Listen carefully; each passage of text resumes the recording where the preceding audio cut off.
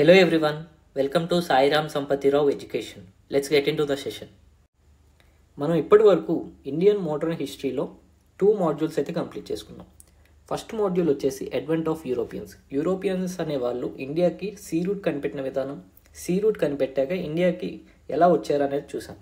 And second మాడ్యూల్లో మనం decline of Mughal empire అనేది ఎలా డిక్లైన్ అయిందో చూసాం. సో అడ్వెంట్ ఆఫ్ యూరోపియన్స్ టాపిక్లో మనం 1450s మిడిల్ ఈస్ట్ కంట్రీస్లో ఒట్టోమన్ ఎంపైర్ అనేది రైజ్ అయ్యాక వాళ్ళు ఇండియాకి యూరోపియన్ నేషన్స్కి ట్రేడ్ రూట్స్ అనేవి బ్లాక్ చేశారు.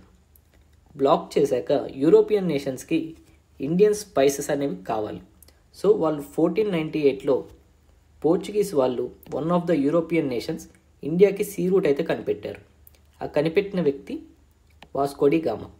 సో 1498లో పోర్చుగీస్ వాళ్ళు వచ్చాక వాళ్ళు ఇండియా నుండి ట్రేడింగ్ స్టార్ట్ చేశారు. ఇండియా నుంచి ట్రేడింగ్ స్టార్ట్ చేస్తే after 100 years, after 100+ years 1605లో Dutch వాళ్ళు ఇండియాకి వచ్చారు. అండ్ 1607లో బ్రిటిష్ వాళ్ళు ఇండియాకి వచ్చారు.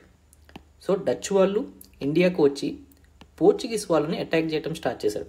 ఎవరైతే పోర్చుగీస్ వాళ్ళు ఆల్రెడీ ఇక్కడ సెటిల్ అయి ట్రేడింగ్ అనేది పీక్లోకి వెళ్ళిపోయారో డచ్ వాళ్ళు వచ్చి ఈ పోర్చుగీస్ వాళ్ళని అటాక్ చేసి వాళ్ళ సెటిల్మెంట్స్, వాళ్ళ ఫ్యాక్టరీస్, వాళ్ళకు సంబంధించిన ఫోర్ట్స్ అన్నీ అటాక్ చేసి వాళ్ళ ఆధీనంలో తీసుకొని డచ్ వాళ్ళు పవర్ఫుల్ అవుతున్నారు. సో 1607లో బ్రిటిష్ వాళ్ళు వచ్చాక డచ్ వాళ్ళు బ్రిటిష్ వాళ్ళని అంతగా పట్టించుకోలేదు. ఎందుకంటే పోర్చుగీస్ వాళ్ళు ఇక్కడ పవర్ఫుల్గా ఉన్నారు కాబట్టి డచ్ వాళ్ళు పోర్చుగీస్ వాళ్ళని ఎక్కువగా పట్టించుకున్నారు. సో బ్రిటిష్ వాళ్ళు ఇక్కడ ట్రేడింగ్ చేసుకుంటూ ఉండేవాళ్ళు. సో 1667లో ఫ్రెంచ్ వాళ్ళు వచ్చారు ఇండియాకి ఫ్రెంచ్ వాళ్ళు వచ్చాక డచ్ వాళ్ళు ఇమ్మీడియట్గా ఫ్రెంచ్ వాళ్ళని అటాక్ చేయడం స్టార్ట్ చేశారు. అండ్ ఈ ఫ్రెంచ్ వాళ్ళు 1735 వచ్చేసరికి వీక్ అయిపోయారు బాగా. So by the end of 1740 Dutch వాళ్ళు ఎంటైర్గా వాళ్ళ ఫోకస్ అనేది ఇండోనేషియా మీద పెట్టారు.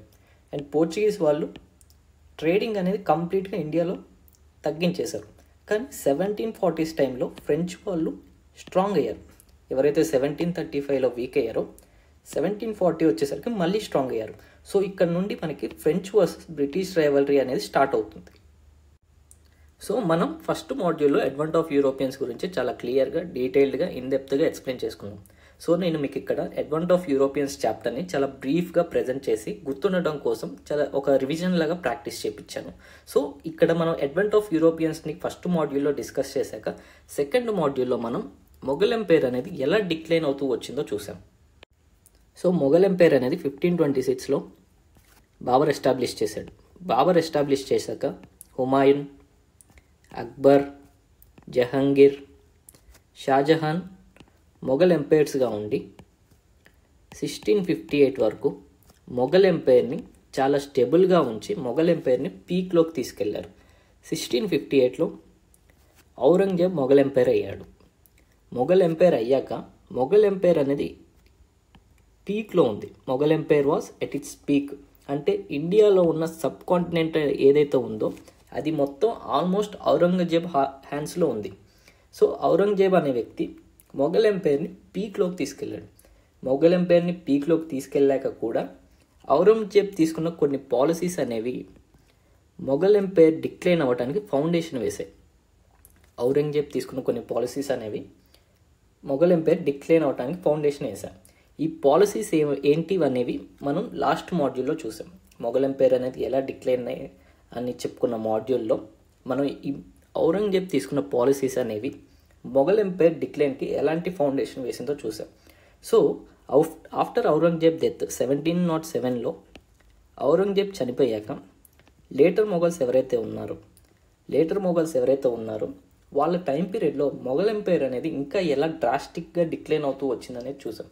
అంటే political instability, later Mughals time పీరియడ్లో పొలిటికల్ ఇన్స్టెబిలిటీ అనే ఉంది. మనం చెప్పుకున్నాం 1707 నుండి 1719 వరకు ఆల్మోస్ట్ 7 కింగ్స్ మొఘల్ ఎంపైర్కి చేంజ్ అయ్యారు.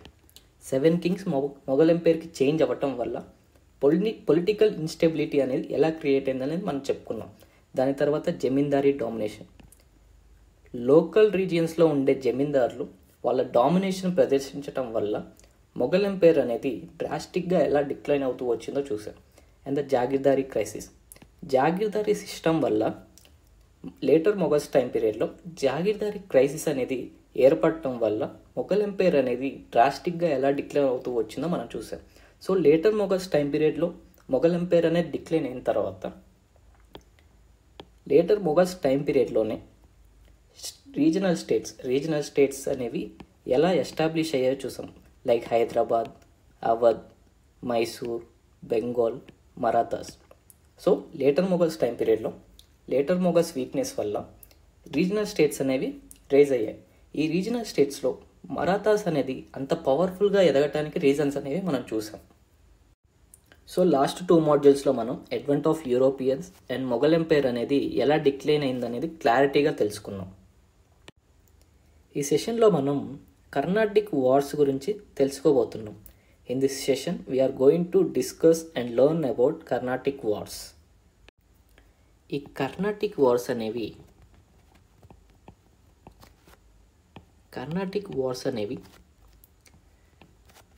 ఫ్రెంచ్కి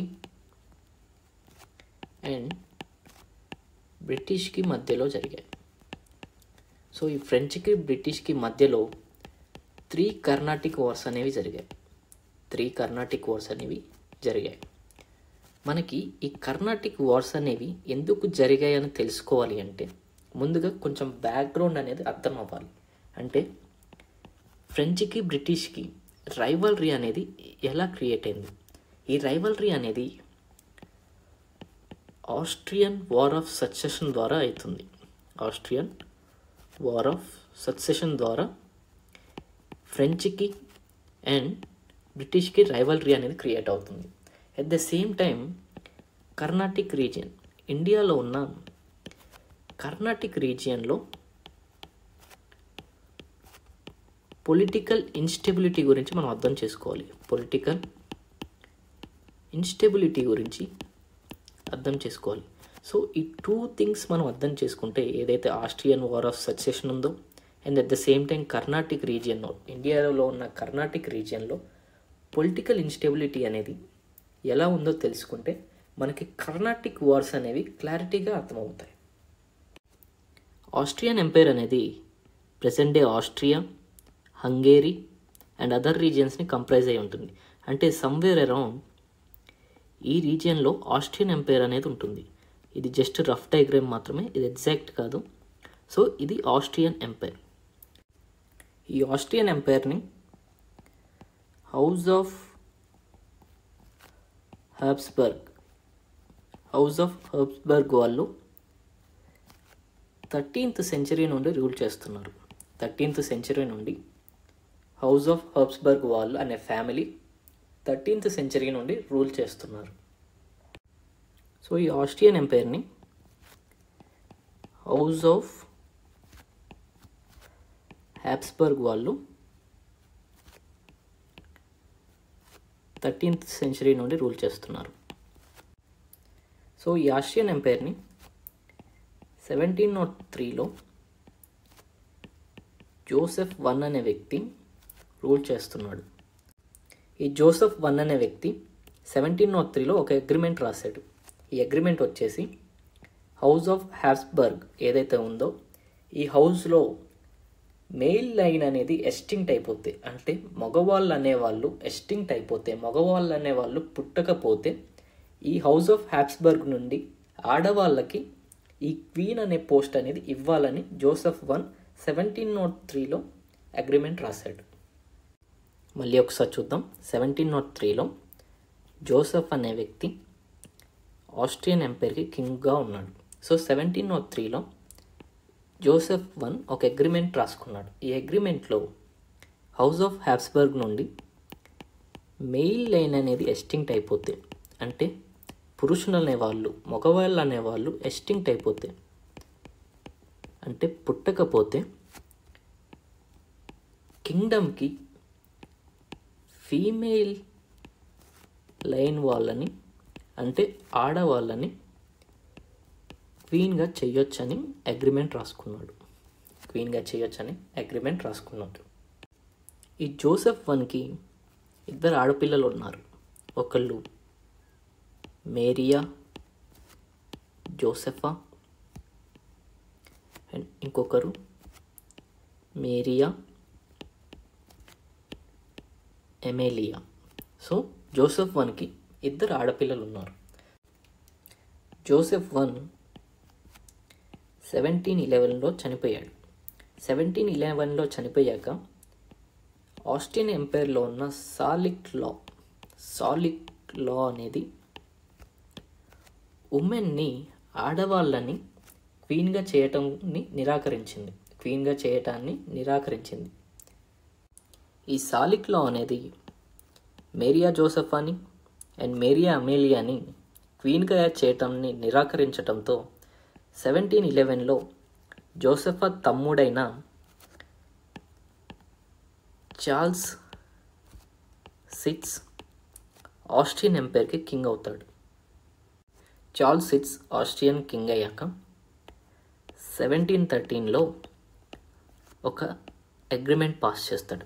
ఈ అగ్రిమెంట్ ప్రకారం చార్ల్స్ సిక్స్ డాటర్ ఎవరైతే ఉంటారో ఆమెకి చార్ల్స్ సిక్స్ తర్వాత ఆస్ట్రియన్ క్వీన్గా చేయాలని ఒక శాంక్షన్ అనేది పాస్ చేస్తాడు. ఈ శాంక్షన్ అనేది కంప్లీట్గా జోసెఫ్ వన్ 1703లో తీసుకున్న అగ్రిమెంట్ని కంప్లీట్గా రిజెక్ట్ చేసింది. సో చార్ల్స్ సిక్స్ 1713లో తనకి పుట్టే డాటర్ ఎవరైతే ఉంటారో తను క్వీన్ అవ్వాలని 1713లో అగ్రిమెంట్ చేశాడు. అండ్ ఈ 1713లో తీసుకున్న ఈ శాంక్షన్ అనేది జోసెఫ్ వన్ 1703లో తీసుకున్న అగ్రిమెంట్ని కంప్లీట్గా రిజెక్ట్ చేసేసింది. 1717లో చార్ల్స్ సిక్స్కి మేరియా తెరెసా అనే పాప పుడుతుంది. మళ్ళీ ఒకసారి చూద్దాం. ఆస్ట్రియన్ ఎంపైర్ని హౌస్ ఆఫ్ హర్బ్స్బర్గ్ అనే ఫ్యామిలీ రూల్ చేస్తూ ఉండేది. వీళ్ళు ఆల్మోస్ట్ 13th సెంచరీ నుండి ఆస్ట్రియన్ ఎంపైర్ని రూల్ చేస్తూ ఉన్నారు. 1703లో జోసెఫ్ వన్ అనే వ్యక్తి ఆస్ట్రియన్ ఎంపైర్కి కింగ్గా ఉంటాడు. ఇతను తీసుకున్న one of the historic decision వచ్చేసి ఈ ఫ్యామిలీలో మగవాళ్ళు అనేవాళ్ళు ఎస్టింక్ట్ అయిపోతే ఫీమేల్ లైన్లో ఉన్న అంటే ఆడవాళ్ళకి ఎంపైర్ మీద అధికారం అనేది ఇవ్వాలని ఇతను ఒక అగ్రిమెంట్ చేశాడు. సో ఇతనికి 2 కూతుర్లు ఉండేవాళ్ళు. 2 కూతుర్లు వచ్చేసి Maria Joseph and Maria Amelia. 1711లో జోసెఫ్ వన్ చనిపోయాక సాలిక్ లా ఏదైతే ఉందో, ఆస్ట్రియన్ ఎంపైర్లో ఉన్న సాలిక్ లా ఏదైతే ఉందో, ఈ సాలిక్ లా అనేది జోసెఫా 2 కూతుర్లని ఆస్ట్రియన్ ఎంపైర్కి క్వీన్గా అవ్వటాన్ని నిరాకరించింది. సో ఏ దిక్కు లేక చార్ల్స్ సిక్స్ని 1711లో ఆస్ట్రియన్ ఎంపైర్కి కింగ్ని చేస్తారు. చార్ల్స్ సిక్స్ ఆస్ట్రియన్ ఎంపైర్ అయ్యాక 1713లో ఒక శాంక్షన్ పాస్ చేస్తాడు. అది ఏంటంటే తనకి పుట్టే డాటర్ ఎవరైతే ఉంటారో, తనకి పుట్టే కూతురు ఎవరైతే ఉంటారో ఆమెని ఆస్ట్రియన్ ఎంపైర్కి క్వీన్గా చేయాలని అగ్రిమెంట్ చేస్తాడు. అండ్ ఈ అగ్రిమెంట్ అనేది జోసెఫ్ వన్ తీసుకున్న శాంక్షన్ని కంప్లీట్గా రిజెక్ట్ చేస్తుంది. కంప్లీట్గా రిజెక్ట్ చేశాక Maria Josepha and Maria Amelia కంప్లీట్గా క్వీన్ అవ్వకుండా అయిపోతారు. సో 1717లో చార్ల్స్ సిక్స్కి మేరియా తెరీసా అనే పాప పుడుతుంది. 1740లో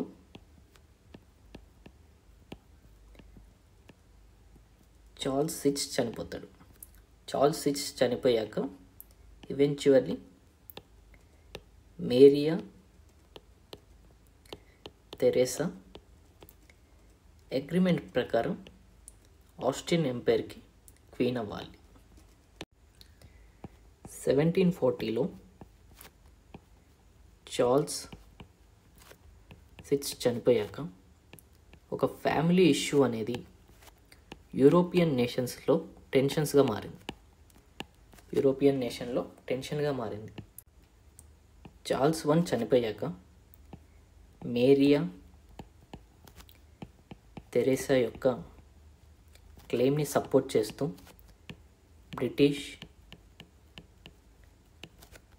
డచ్ అండ్ అదర్ నేషన్స్ వాళ్ళు ముందుకు వచ్చారు. At the same time Maria Theresa యొక్క క్లెయిమ్ని రిజెక్ట్ చేస్తూ France, Spain and other countries అనేవి ముందుకొచ్చాయి. సో ఇక్కడ ఈ రెండు నేషన్స్కి మధ్యన వార్ అనేది స్టార్ట్ అయింది. అండ్ దీనినే మనం ఆస్ట్రియన్ వార్ ఆఫ్ సక్సెషన్ అంటాం. ఇక్కడ మనం చూస్తే బ్రిటిష్ అండ్ ఫ్రాన్స్ అనేవి ఎనిమీ నేషన్స్గా ఉన్నాయి. బ్రిటిష్ అండ్ ఫ్రాన్స్ అనేవి ఎనిమీ నేషన్స్గా ఉన్నాయి. ఈ బ్రిటిష్ వర్సెస్ ఫ్రాన్స్ రైవల్రీ అనేది యూరోప్ నుండి బ్రిటిష్ అండ్ ఫ్రెంచ్ కాలనీస్ అయిన కెనడా, ఇండియాకి కూడా స్ప్రెడ్ అయింది. ఈ ఫ్రెంచ్ వర్సెస్ బ్రిటిష్ రైవల్రీ అనేది యూరోప్ నుండి కెనడా, ఇండియాలో ఉన్న British and French trading positions మీద కూడా ఇంపాక్ట్ అయింది. మళ్ళీ ఒకసారి చూద్దాం. ఆస్ట్రియన్ ఎంపైర్ అనేది present day Austria, Hungary and other రీజన్స్ని కంప్రైజ్ అయ్యి ఉంటుంది. ఈ ఆస్ట్రియన్ ఎంపైర్ని హౌస్ ఆఫ్ హబ్స్బర్గ్ వాళ్ళు 13th సెంచరీ నుండి రూల్ చేస్తున్నారు. 1703లో జోసెఫ్ I ఈ హౌస్ ఆఫ్ హబ్స్బర్గ్ నుండి కింగ్గా ఉంటాడు. 1703లో ఇతను ఒక హిస్టారిక్ అగ్రిమెంట్ అనేది పాస్ చేశాడు. అది ఈ హౌస్ ఆఫ్ హబ్స్బర్గ్ ఫ్యామిలీ లైన్లో మగవాళ్ళు అనే వాళ్ళు ఎస్టింక్ట్ అయిపోతే రాజ్య అధికారం అనేది ఆడవాళ్ళకి ఇవ్వాలని ఒక శాంక్షన్ అనేది పాస్ చేస్తాడు. ఈ జోసెఫ్ Iకి 2 కూతుర్లు, Maria Josepha and Maria Amelia. Joseph I చనిపోయాక ఆస్ట్రియన్ ఎంపైర్లో ఉన్న సాలిక్లా అనేది ఈ 2 కూతుర్ని క్వీన్ అవ్వకుండా అడ్డుకుంటుంది. సో క్వీన్ అవ్వకుండా అడ్డుకోవటంతో జోసెఫ్ తమ్ముడైన చార్ల్స్ VI ఆస్ట్రియన్ ఎంపైర్కి కింగ్ అవుతాడు. ఆస్ట్రియన్ ఎంపైర్కి కింగ్ అయిన తర్వాత చార్ల్స్ VI కూడా తనకి పుట్టబోయే కూతురికి ఈ ఆస్ట్రియన్ ఎంపైర్ క్వీన్ అవ్వాలని ఒక శాంక్షన్ అనేది పాస్ చేస్తాడు.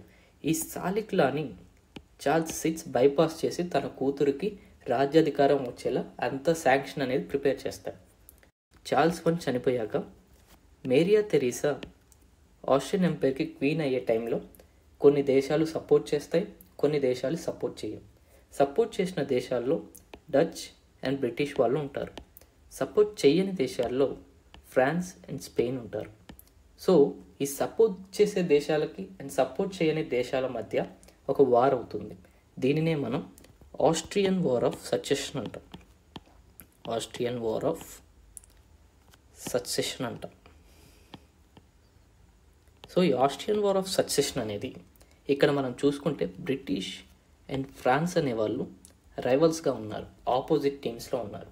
సో వీళ్ళ మధ్యన రైవల్రీ అనేది వీళ్ళ ట్రేడింగ్ పొజిషన్స్ అయిన కెనడా అండ్ ఇండియాలోకి కూడా పాస్ అవుతుంది. సో ఇండియాలోకి పాస్ అవ్వటం వల్ల ఇండియాలో అవి కర్ణాటిక్ వార్స్గా దారితీస్తుంది. సో ఇప్పటివరకు నేను చెప్పిన దాంట్లో మీరు గుర్తుపెట్టుకోవాల్సింది మెయిన్ థింగ్ ఏంటంటే బ్రిటిష్కి అండ్ ఫ్రాన్స్కి ఉన్న రైవల్రీ అనేది అదర్ పార్ట్స్ ఆఫ్ ద కాలనీస్కి ఎలా స్ప్రెడ్ అయింది. అదర్ పార్ట్స్ ఆఫ్ కాలనీస్కి స్ప్రెడ్ అయ్యి అందులో పర్టికులర్గా ఇండియాకి స్ప్రెడ్ అవ్వటం వల్ల ఈ ఆస్ట్రియన్ వార్ ఆఫ్ సక్సెషన్ అనేది కర్ణాటిక్ వార్స్కి ఎలా దారితీసిందనేది తెలుసుకోవాలి. అంతే. మెయిన్గా మీరు బ్రిటిష్కి అండ్ ఫ్రాన్స్కి ఉన్న రైవల్రీ అనేది ఇండియాకి స్ప్రెడ్ అయ్యి అవి కర్ణాటిక్ వార్స్కి దారి తీసిందని తెలుసుకోవాలి. కర్ణాటిక్ రీజన్ అంటే land between Bay of Bengal and eastern Ghats, అంటే సమ్వేర్ అరౌండ్ హియర్. దీనిని మనం కర్ణాటిక్ రీజన్ అంటాం. అంటే ప్రజెంటే తమిళనాడుతో కంప్రైజ్ అయి ఉంటుంది. మొఘల్ ఎంపైర్ టైంలో మొఘల్ ఎంపైర్ అనేది చాలా వాస్ట్గా స్ప్రెడ్ అయి ఉండేది. ఈ మొఘల్ ఎంపైర్ అనేది వాస్ట్గా స్ప్రెడ్ అయి ఉండటం వల్ల దీని అడ్మినిస్ట్రేషన్ అనేది ఇంపాసిబుల్ కాబట్టి మొఘల్ ఎంపైర్ని కొన్ని ప్రోవిన్సెస్గా డివైడ్ చేశారు. అడ్మినిస్ట్రేషన్స్ కోసం కొన్ని ప్రోవిన్సెస్గా డివైడ్ చేశారు. అందులో వన్ ఆఫ్ ద ప్రోవిన్స్ వచ్చేసి హైదరాబాద్. హైదరాబాద్ ప్రోవిన్స్ అనేది one of the provinces during Mughal empire. Mughal empire కింద one of the provinces Hyderabad. Just rough diagram మాత్రమే, ఎగ్జాక్ట్ కాదు. హైదరాబాద్ ప్రోవిన్స్ అనేది one of the province during Mughal empire. And ఈ ప్రోవిన్స్కి ఒక గవర్నర్ని అపాయింట్ చేసేవాళ్ళు. ఈ గవర్నర్ మొఘల్ ఎంపైర్కి రిపోర్ట్ చేసేవాడు. సో ఈ ప్రోవిన్సెస్ని కూడా సుబాస్గా డివైడ్ చేసేవాళ్ళు లోకల్ అడ్మినిస్ట్రేషన్ కోసం. వీటినే మనం సబ్ ప్రోవిన్సెస్ అని కూడా అనొచ్చు. వీటికి డెప్యూటీ గవర్నర్ని అపాయింట్ చేసేవాళ్ళు. ఈ డెప్యూటీ గవర్నర్ అనే అతను గవర్నర్కి రిపోర్ట్ చేస్తే గవర్నర్ మొఘల్ ఎంపైర్కి రిపోర్ట్ చేసేవాడు. ఇలా హైదరాబాద్ ప్రోవిన్సెస్లో one of the sub province వచ్చేసి కర్ణాటిక్. కర్ణాటిక్ అనేది one of the sub province of Hyderabad region. So Aurangzeb చనిపోయాక మొఘల్ ఎంపైర్ అనేది డిక్లైన్ అవుతూ వచ్చింది. ఈ టైం పీరియడ్లో హైదరాబాద్ని నిజాం ఉల్ ముల్క్ హైదరాబాద్ని ఇండిపెండెంట్ స్టేట్గా చేసుకున్నాడు. అండ్ ఈ హైదరాబాద్ కింద వన్ ఆఫ్ ద సుబా వచ్చేసి కర్ణాటిక్. ఈ కర్ణాటిక్కి డెప్యూటీ గవర్నర్గా సాదతుల్లా ఖాన్ వన్ అనే వ్యక్తి డెప్యూటీ గవర్నర్గా ఉండేవాడు. సో హైదరాబాద్ అనేది నిజాముల్ ముల్క్ ఇండిపెండెంట్ స్టేట్ చేశాక కర్ణాటిక్కి డెప్యూటీ గవర్నర్ పోస్ట్ తీసేసి కర్ణాటిక్ నవాబ్గా సాదతుల్లా ఖాన్ని చేస్తాడు. నవాబ్ ఆఫ్ కర్ణాటిక్. సో 1724లో హైదరాబాద్ని నిజాం ఉల్ ముల్క్ ఇండిపెండెంట్ స్టేట్గా చేస్తాడు. సో హైదరాబాద్ ప్రోవిన్స్ కింద ఉన్న one of the sub province అయిన కర్ణాటిక్ రీజియన్కి అప్పటి డెప్యూటీ గవర్నర్ సాదతుల్లా ఖాన్ వన్ని నవాబ్ ఆఫ్ కర్ణాటిక్ చేస్తాడు. ఇన్ 1724. సో 1724 నుండి కర్ణాటిక్ రీజియన్లో ఏం జరుగుతుందో మనం ఒకసారి చూద్దాం. 1724 నుండి 1732 వరకు సాదతుల్లా ఖాన్ వన్ కర్ణాటిక్ని రూల్ చేస్తాడు. 1732లో సాదతుల్లా ఖాన్ చనిపోయాక 1732 నుండి 1740 వరకు దోస్తలి కర్ణాటిక్ రీజియన్కి నవాబ్గా ఉంటాడు. అండ్ 1740లో దోస్తలి చనిపోయాక దోస్తలి కొడుకైన సఫ్దర్ అలీ ఖాన్ కర్ణాటిక్ రీజియన్కి నవాబ్ అవుతాడు. అండ్ దోస్తలి అల్లుడు చందా సాహెబ్. ఈ చందా సాహెబ్ అనే వ్యక్తిని మరాఠా వాళ్ళు 1741లో ప్రిజన్లో పెడతారు. 1741లో ప్రిజన్లో పెడతాడు. అండ్ సఫ్దర్ అలీ ఖాన్ 1740లో కర్ణాటిక్ రీజియన్కి నవాబ్ అవుతాడు. అండ్ 1742లో సఫ్దర్ అలీ ఖాన్ని చంపేస్తారు. సో 1742లో సఫ్దర్ అలీ ఖాన్ని చంపేశాక సాదతుల్లా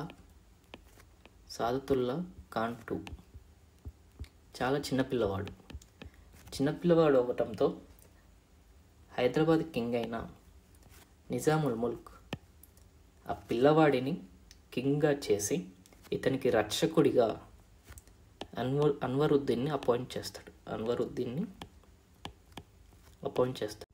అండ్ ఈ సాదతుల్లా ఖాన్ 2ని 1744లో మర్డర్ చేస్తారు. 1744లో హత్య చేయబడతాడు. అండ్ 1744లోని వేరే దారి అనేది లేక అన్వరుద్దీన్ని నిజాముల్ ముల్క్ నవాబ్ ఆఫ్ కర్ణాటిక్ రీజియన్ చేస్తాడు.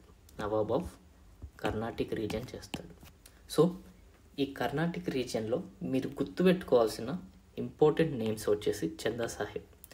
మనం నెక్స్ట్ డిస్కస్ చేసుకోబోయే కర్ణాటిక్ వార్స్లో మీరు గుర్తుపెట్టుకోవాల్సిన నేమ్ వచ్చేసి చందా Saheb, who was in the prison of Maratha, and Anwaruddin, who became the Nawab of Carnatic reason in 1744. మళ్ళీ ఒకసారి చూద్దాం. 1724లో హైదరాబాద్ని నిజాముల్ ముల్క్ ఇండిపెండెంట్ స్టేట్గా చేసుకున్నాడు. 1724లోనే కర్ణాటిక్ రీజియన్ అనేది హైదరాబాద్కి one of the sub province. ఈ కర్ణాటిక్ రీజియన్కి ఉన్న డెప్యూటీ గవర్నర్ అయిన సాదతుల్లా ఖాన్ వన్ని నవాబ్ ఆఫ్ కర్ణాటిక్ చేస్తాడు నిజాముల్ ముల్క్. సో మనం కర్ణాటిక్ రీజియన్ ఒక హిస్టరీ చూసుకుంటే 1724 నుండి 1732 వరకు సాదతుల్లా ఖాన్ వన్ నవాబ్ ఆఫ్ కర్ణాటిక్గా ఉంటాడు. ఇతను చనిపోయాక ఇతనికి ఎవరు వారసులు అనే వాళ్ళు లేకపోతే అతని అన్న దగ్గర నుండి దోస్త్ అలీ అనే వ్యక్తిని దత్తత తెచ్చుకొని ఇతన్ని నవాబ్ ఆఫ్ కర్ణాటిక్ చేస్తాడు. ఇతను 1732 నుండి 1740 వరకు రూల్ చేస్తాడు. దోస్త్ అలీ చనిపోయాక అతని కొడుకైన సఫ్దర్ అలీ ఖాన్ నవాబ్ ఆఫ్ కర్ణాటిక్ రీజన్ అవుతాడు. ఈ దోస్త్ అలీకి చందా సాహిబ్ అనే అల్లుడు ఉంటాడు. ఇతనిని మరాఠా వాళ్ళు 1741లో ప్రిజన్లో వేశారు. అండ్ ఈ సఫ్దర్ అలీ ఖాన్ అనే వ్యక్తి 1742లో చనిపోతాడు. సఫ్దర్ అలీ ఖాన్ చనిపోయాక 1742లో సాదతుల్లా ఖాన్ టూని నిజాముల్ ముల్క్ నవాబ్ ఆఫ్ కర్ణాటిక్ చేస్తాడు. అండ్ ఇతను చాలా చిన్న పిల్లవాడు అవడంతో అన్వరుద్దీన్ని ప్రొటెక్టెడ్గా సంరక్షకుడిగా నియమిస్తాడు. అండ్ ఈ సాదతుల్లా ఖాన్ టూని 1744లో చంపివేస్తారు. ఈ 1744లో ఇంకో దారి లేక నిజాముల్ ముల్క్ అన్వరుద్దీన్ని నవాబ్ ఆఫ్ కర్ణాటిక్ చేస్తాడు. సో ఇక్కడ గుర్తుపెట్టుకోవాల్సిన మన మెయిన్ పేర్లు వచ్చేసి చందా సాహిబ్. చందా సాహిబ్ ఎవరైతే ఉంటారో అతను మరాఠా యొక్క చెరసాలలో ఉంటాడు, ప్రిజన్లో ఉంటాడు. అండ్ అన్వరుద్దీన్ని 1744లో నవాబ్ ఆఫ్ కర్ణాటిక్ చేస్తారు. మనం ఇప్పటి వరకు యూరోప్లో జరుగుతున్న ఆస్ట్రియన్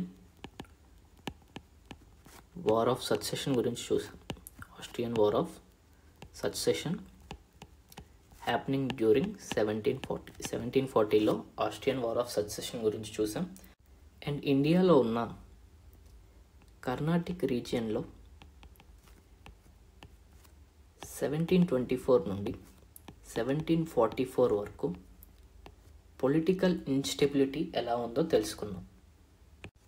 సో మనం ఇప్పుడు ఇండియాలో 1740s టైంలో యూరోపియన్ నుంచి వచ్చిన నేషన్స్ అనేవి ఎలా ఉన్నాయో తెలుసుకుందాం.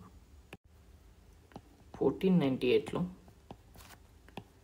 పోర్చుగీస్ వాళ్ళు ఇండియాకి వచ్చారు. అండ్ ఇన్ 1605 డచ్ వాళ్ళు ఇండియాకి వచ్చారు. అండ్ ఇన్ 1607 బ్రిటిష్ వాళ్ళు ఇండియాకి వచ్చారు. అండ్ ఇన్ 1667 ఫ్రెంచ్ వాళ్ళు ఇండియాకి వచ్చారు. And in the 17th century వీళ్ళ మధ్యన ట్రేడ్ వార్ అనేది నడిచేది. ట్రేడింగ్ కోసం వార్ అనేది నడిచేది. 1661లో చార్ల్స్ II ఎవరైతే ఇంగ్లాండ్ కింగ్ ఉంటారో అతను క్యాథరిన్ని మ్యారేజ్ చేసుకున్నారు. ఈ క్యాథరిన్ పోర్చుగల్ క్వీన్. సో ఈ మ్యారేజ్ తర్వాత పోర్చుగీస్ వాళ్ళు ఇండియాలో వాళ్ళ ట్రేడింగ్ ఆపరేషన్స్ అనేవి కంప్లీట్గా ఆపేశారు. And in 1741 Marthanda Varma Raja of Travancore రాజు అయిన మార్తాండ వర్మకి అండ్ డచ్ ఈస్ట్ ఇండియా కంపెనీకి ఒక బ్యాటిల్ అవుతుంది. ఈ బ్యాటిల్లో Marthanda Varma Dutch East India కంపెనీని ఓడిస్తారు. డచ్ ఈస్ట్ ఇండియా కంపెనీ ఓడిపోయి ఆ ఓటమి నుండి రికవర్ అవ్వలేక వాళ్ళ ఫోకస్ మొత్తం ఇండోనేషియా రీజియన్కి షిఫ్ట్ చేస్తారు. సో డచ్ వాళ్ళు కూడా ఇండియన్ రీజియన్ నుండి అవుట్ అయిపోతారు. 1667లో ఫ్రెంచ్ వాళ్ళు ఇండియాలోకి ఎంటర్ అయ్యాక ఈ ఫ్రెంచ్ వాళ్ళని డచ్ వాళ్ళు తరచూ అటాక్ చేస్తూ ఉండేవాళ్ళు. And by the end of 1735 French వాళ్ళు కంప్లీట్గా పవర్లెస్ అయిపోతారు. కానీ ఈ ఫ్రెంచ్ వాళ్ళు 1735 నుండి 1740 వరకు డూమాస్ అనే గవర్నర్ వల్ల ఇండియన్ రీజియన్లో స్ట్రెంగ్తన్ అవుతారు. సో మన ఇండియన్ రీజియన్లో ఈ టైంకి బ్రిటిష్ అండ్ ఫ్రెంచ్ వాళ్ళు పవర్ఫుల్గా ఉంటారు. మళ్ళీ ఒకసారి చూద్దాం. 1498లో పోర్చుగీస్ వాళ్ళు వస్తారు, 1605లో డచ్ వాళ్ళు వస్తారు, 1607లో బ్రిటిష్ వాళ్ళు వస్తారు, 1667లో ఫ్రెంచ్ వాళ్ళు వస్తారు. అండ్ 17th సెంచరీలో ఈ 4 యూరోపియన్ నేషన్స్ మధ్యన ట్రేడ్ వార్ నడుస్తూ ఉంటుంది. సో 1661లో చార్ల్స్ II క్యాథరిన్ని పెళ్లి చేసుకుంటాడు. క్యాథరిన్ పోర్చుగల్ యొక్క క్వీన్. ఈ పోర్చుగీస్ వాళ్ళు ఇండియాలో ట్రేడింగ్ నుంచి కంప్లీట్గా తప్పుకుంటారు ఈ మ్యారేజ్ తర్వాత. అండ్ 1741లో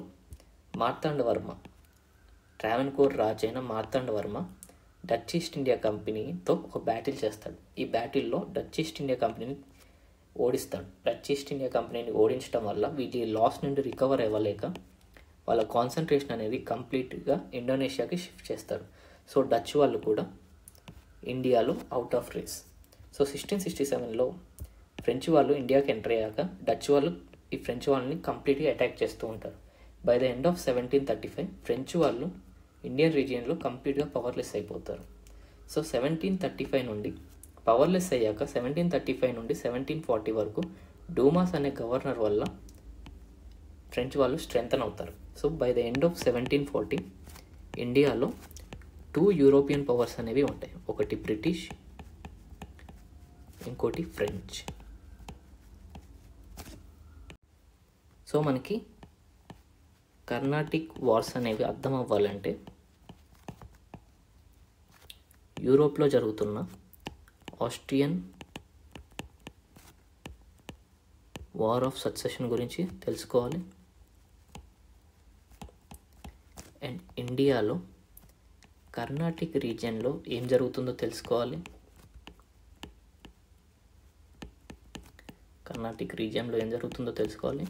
అండ్ ఇండియాలోనే బ్రిటిష్